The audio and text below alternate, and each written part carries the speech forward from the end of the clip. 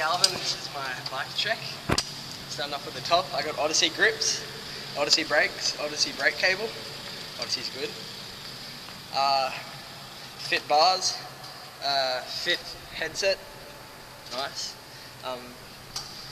Fit fork, a Chase Hawk signature frame, and I have my purple crank, sprocket 30T, good fit crank, fit pedals, see here, a loose chain, very loose. I got 2 alienation rims, purple, because purple is sick, and fit tyres and a fit seat. And this is my fit Chase Hawk signature bike. Thank you.